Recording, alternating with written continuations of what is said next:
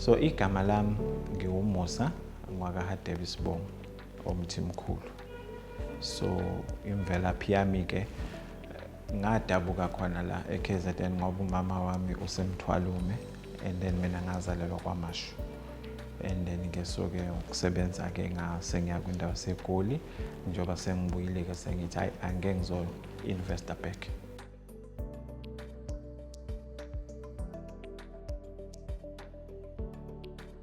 Engangifisa ukwenza kakhulu kuvele ukuzisebenza, nokuthi ngikwazi ukunceda abanye abantu kumphakathi.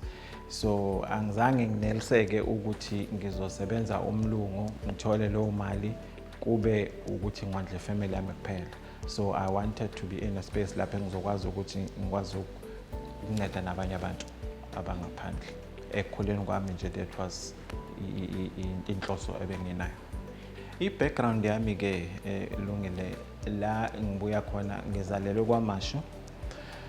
Kwase sekuthi ngenxa yezibhelu lezi ebezikhona ebezenzeka, so ke ngathathwa ke sahamba sayokhulela endaweni yaseMnambithi lapho kwagogo khona nomkhulu, lapho ebengihlala khona nogogo nomkhulu.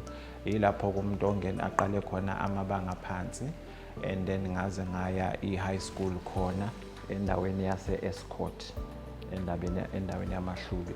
So kumuntu ukhulele e-Escort and then ukufunda ke ngiqala ukuyofunda eNewcastle, sengenza ke amabanga aphezulu nelokunjani ne-Technikon, sengenza umsebenzi wase-Technikon and then ukuqeda kwami lapho ke ngabe sengiyoqala ke ukusebenza eGoli.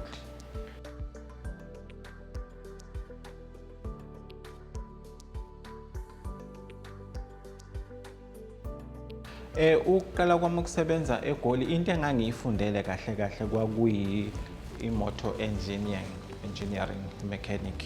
So yona into engangiyiyele leyo esikolweni engayifundela, and ukuqala kwami ukusebenza ngiqale vele ukusebenza ngeimoto kwaNissan ngi-Artisan. And then ngithe angisebenzanga isikhathi eside ngabe sengithola umsebenzi ebank, eWest Bank, First Auto, lapho khona ebengiqhubeka khona nokusebenza mara ngingasalungisi ke manje imoto. So umsebenzi wami sekuukumonitor i-fleet ye-government. So i-West Bank First Auto lapho obekuthi khona yonke nje inhlobo yemoto ka-government lapho eserviswa khona, you had to get the authorization from thina kuqala before you can work on it. So ke bese sengimanager ke i-fleet ye-state. Njengoba ngisho ukungena kwami ebhenki kwakuwukuthola i-experience.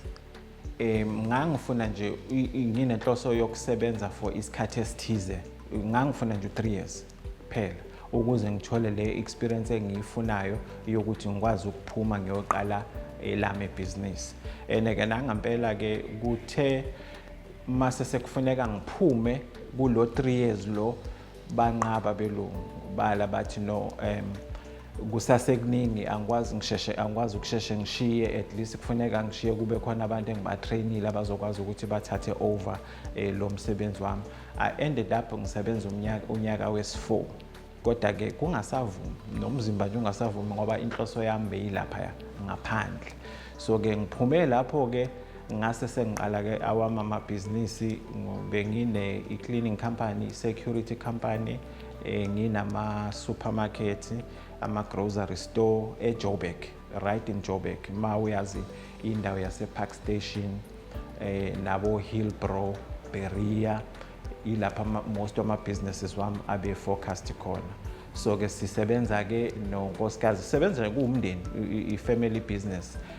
Umama naye ekhona ngapha eceleni engilekelela kuyo yonke lonto leyo. So ke sawaqhubeka ke lawo ma-business layo up until sibone ukuthi no sesikwenzile obekufuneka sikwenze, we now need to move on to the next thing.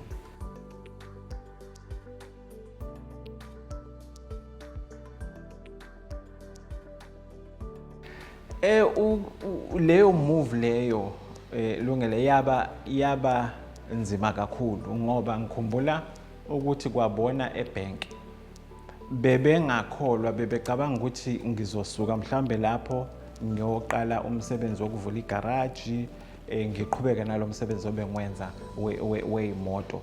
Kodwa mina I saw a gap in the market ukuthi kunesidingo esikhulu sokuthi especially ku retail ila ngibone khona igap, and then ngafuna ke nokuthi ngiqale ngiconcentrate kulo msebenzi we property ngoba i-cleaning of ama property was my aim, ukuthi looking for a bigger picture, a bigger opportunity. So ila ngiqale khona ukuthi ngiyofuna imisebenzi yokucleana lapha ngicleana ama flat, ngibe ne security company ezogada lama flat lawa, so that I can learn exactly ukuthi kwenzakalani, kwenziwa kanjani, labantu asebenawo lama flat lawa amakhulu benze kanjani.